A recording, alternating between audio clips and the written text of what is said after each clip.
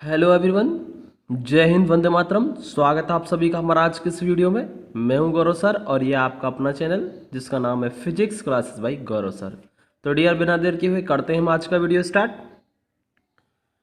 Physics class 11 chapter number 4 dimensional analysis.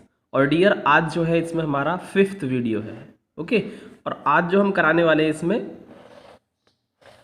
Physical quantities have same dimensional फॉर्मूले। Okay, यानी यहां पर हम उन सभी फिजिकल क्वांटिटीज को एक साथ रखेंगे जिनके डायमेंशनल फॉर्मूले सेम होते हैं। तो आज हम बताएंगे कि किन किन फिजिकल क्वांटिटीज के डायमेंशनल फॉर्मूले जो होते हैं सेम सेम होते हैं, उन सबको हम एक साथ लिखेंगे। ठीक है, तो यहाँ पर देखिए मैंने यहाँ पर सीरियल नंबर लिखा है और फिजिकल क्वांटिटीज मैं यहाँ लिखूंगा और उनके डायमेंशन फॉर्मूले जो होंगे उनको मैं यहाँ लिखूंगा। ओके, तो देखिए सबसे पहले जो आता है हमारा नंबर फर्स्ट।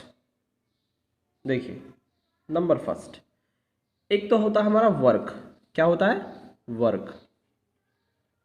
वर्क होता है डियर।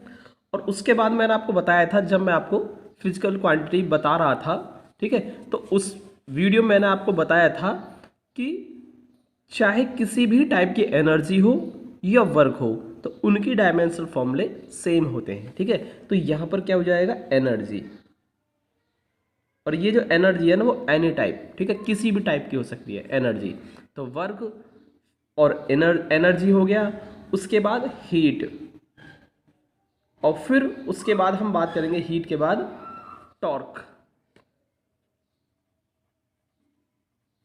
तो डियर, ये जो होते हैं ना, इन सबके डायमेंशनल फॉर्मूले जो होते हैं वो सेम होते हैं।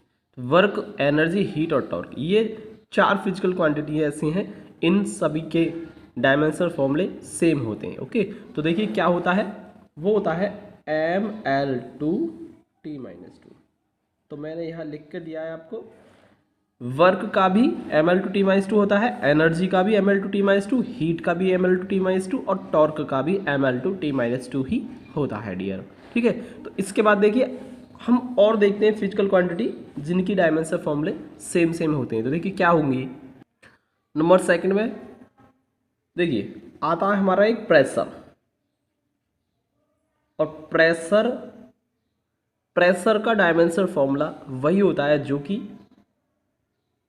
कोफिशिएंट ऑफ इलास्टिसिटी का होता है। ठीक है, कोफिशिएंट ऑफ इलास्टिसिटी।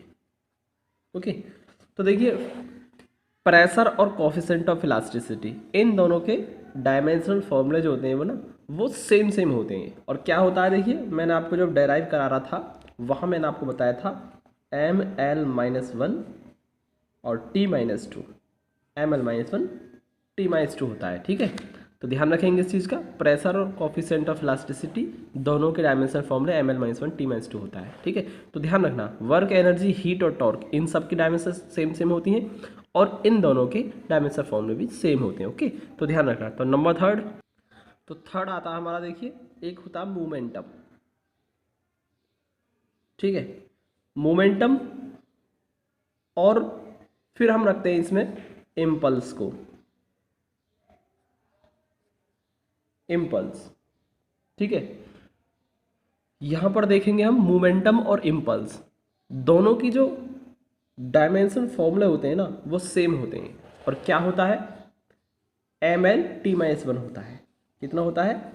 ml/T-1। तो यहाँ होता है ml/T-1। ओके, तो यहाँ पर देखिए मोमेंटम और इम्पल्स दोनों के आप डायमेंशनल फॉर्मूले ड्राइव कीजिए आप। ठीक है, जब आप ड्राइव करेंगे ना तो आप देखेंगे ml/T-1 ही आएंगे दोनों के। तो इसका भी यही होगा और इसका भी यही होता है। ठीक है, तो नेक्स्ट आता है इसमें हमारा, यहाँ पर हम एक्सेलरेशन को लेते हैं। ठीक है, और ये जो एक्सेलरेशन होता है ना यहाँ पर ये होता है लीनियर एक्सेलरेशन। ठीक है, तो ध्यान रखना इस चीज़ का, ये जो एक्सेलरेशन है ना ये लीनियर एक्सेलरेशन होता है।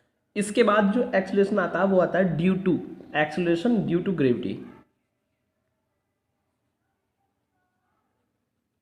Acceleration due to gravity. Okay, और उसके बाद जो होता है ये होता है gravitational field strength.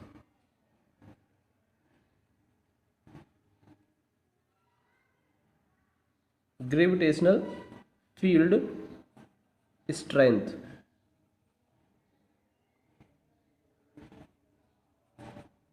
Okay, gravitational field strength. तो देखिए इन तीनों के जो फॉर्मूले होते हैं ना, डायमेंशनल फॉर्मूले, वो सेम होते हैं। देखिए एक्सेलरेशन हो गया, जो कि कौन सा होता है, लीनियर एक्सेलरेशन होता है ये, ठीक है। फिर है एक्सेलरेशन ड्यू टू ग्रेविटी, ये ग्रेविटेशनल फील्ड स्ट्रेंथ है। ओके, तो ये जो एक्सेलरेशन है ये लीनियर एक्सेलरेशन है, जो कि आप जिसे आप F equal to M A में ए से रिप्रेजेंट करते हैं। ये एक्सेलरेशन ड्यू टू ग्रेविटी जिसे आप स्मॉल जी से रिप्रेजेंट करते हैं, ठीक है ना। तो ध्यान रखना है, दोनों में डिफरेंस होता है इनमें, और इनके डायमेंशनल फॉर्मूले होते हैं ना वो सेम होते हैं। और क्या होते हैं देखिए, इसका होगा LT-2, LT-2 होता है, ठीक है। तो तीनों के डायमेंशनल फॉर्मूले सेम होते हैं, जो कि LT-2 होता है। ओके, अब बात करते हैं नेक्स्ट आता है इसमें फ्रीक्वेंसी।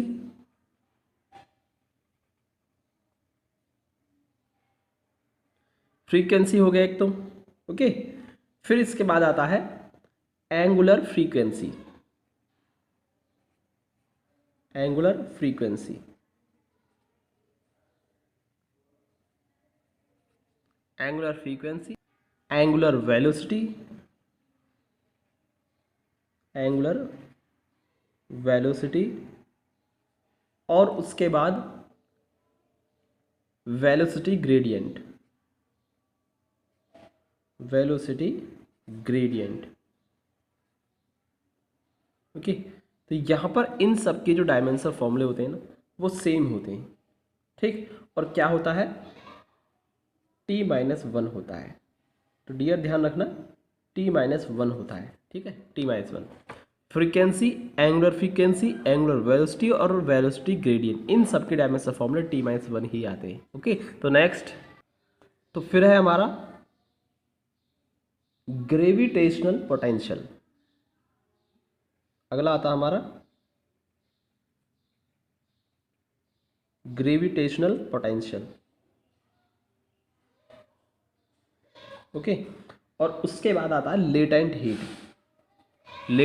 लेटेंट हीट, इन सब के जो डायमेंशनल फॉर्मूले होते हैं दोनों के, वो सेम होते हैं, ठीक है। और होता है L2T-2। क्या होता है, L2T-2 होता है। तो डियर आप डेराइव करके देख सकते हैं, दोनों के जो डायमेंशनल फॉर्मूले आते हैं ना वो सेम आते हैं, L2T-2 ही आते हैं। ओके, तो next surface tension. Surface tension, ठीक है। तो सरफेस टेंशन हो गया, और फिर आता है हमारा force constant of spring. Force constant, force constant of spring, okay.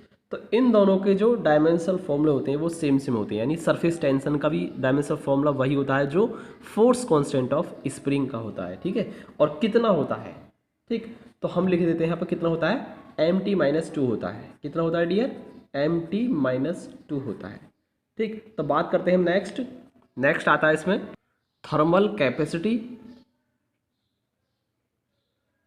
Thermal capacity, okay.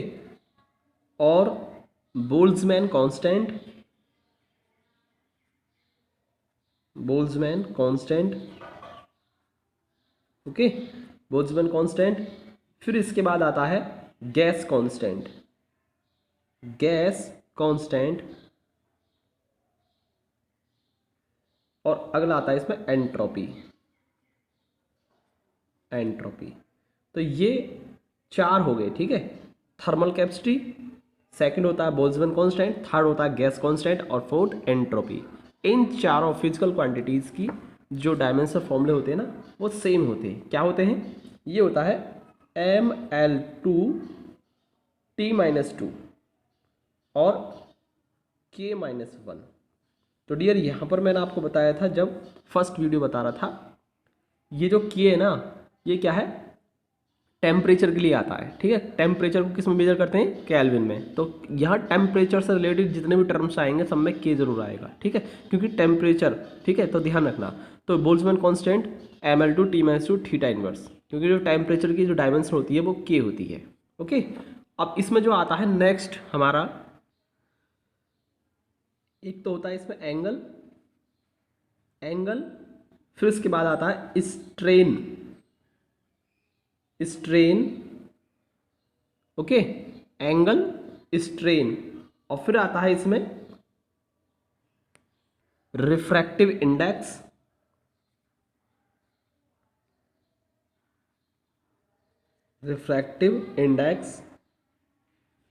Okay. तो रिफ्रैक्टिव इंडेक्स हो गया। उसके बाद आता है ट्रिग्नोमेट्रिकल रेशियो, कोई भी हो चाहे, ठीक है।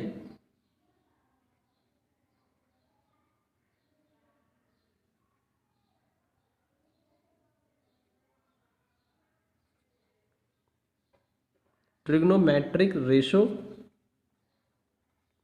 और उसके बाद आता है डाइलेक्ट्रिक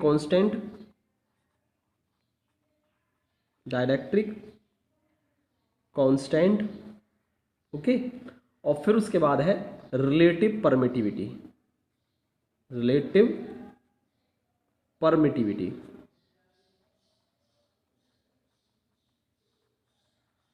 इन सब के जो डायमेंशनल फॉर्मूले होते हैं वो सेम होते हैं, ठीक है।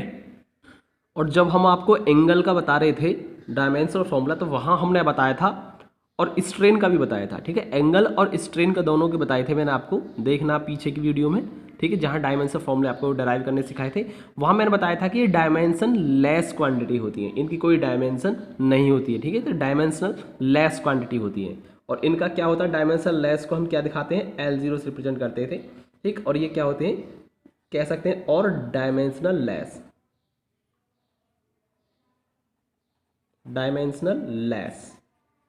ठीक है। तो ये डायमेंशन लेस क्वांटिटी होती हैं, ओके। इनकी कोई डायमेंशन फॉर्मूला नहीं होता है, ओके। तो यही होता है डियर हमारा आज के वीडियो ख़त्म।